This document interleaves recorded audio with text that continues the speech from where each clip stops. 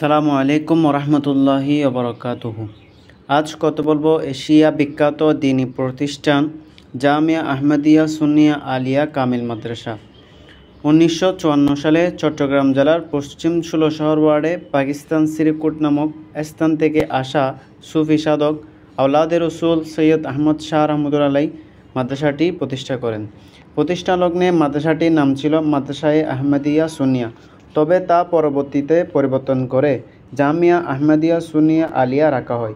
প্রতিষ্ঠাতা আওলাদে রসুল সৈয়দ আহমদ শাহ রহমতুল্লাহ আলাইয়ের উত্তরসূরি হাফেজ কারি সৈয়দ মোহাম্মদ তৈয়ব শাহ রহমতুল্লাহ আলাইয়ের দুই সন্তান সৈয়দ মোহাম্মদ তাহির শাহ ও সৈয়দ মোহাম্মদ সাবির শাহ মাদ্দাজিলুল আলী মাদ্রাসাটির পৃষ্ঠপোষকতায় রয়েছেন। এই মাদ্রাসা স্থাপনার পিছনে রয়েছে ইমাম আহলে সুন্নত গাজিয়ে দ্বীন ও মিল্লাত হযরত আজিজুল হক শেরে বাংলা রহমতুল্লাহ আলাইয়ের বড় অবদান, যা অবিস্মরণীয়।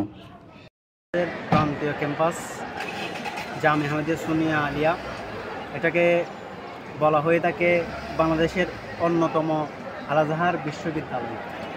ফানাফির রসুল ইমাম শেরে বাংলা রহমতুল্লাহ আলাইহির শানে আওলাদে রসুল হযরত সৈয়দ আহমদ শাহ সিরকুটি রহমতুল্লাহ আলাই অনেকবার নিজের জবানে পাকে বয়ান করেছেন এবং বিশেষত জামিয়া আহমদিয়া সুন্নিয়া আলিয়া মাদ্রাসার ভিত্তি প্রস্তর স্থাপনের দিন ইমাম আহলে সুন্নত আল্লামা শেরে বাংলা রহমতুল্লাহ দিকে ইঙ্গিত করে এ কথাগুলো বলেছিলেন।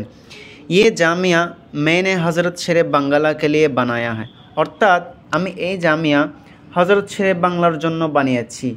अगर शेरे बांग्ला ना होता तो मैं सैयद अहमद यहाँ नहीं आता, অর্থাৎ যদি শেরে বাংলা না হতেন তবে আমি সৈয়দ আহমদের এখানে আগমন হতো না। शेरे बांग्ला साहेब ने मुझे सुन्नियत के रंग में रंगाया है, অর্থাৎ শেরে বাংলা সাহেব আমাকে সুন্নিয়তের রঙে রঞ্জিত করেছেন।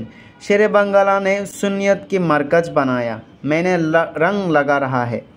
अगर शेरे बांग्ला तुम पर राज़ी हो तो मैं सैयद अहमद भी राज़ी हो।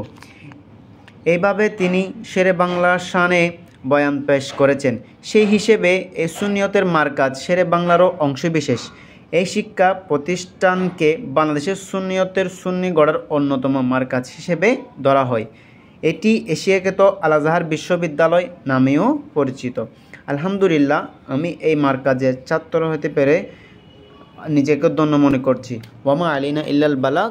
আসসালামু আলাইকুম ওয়া রাহমাতুল্লাহ।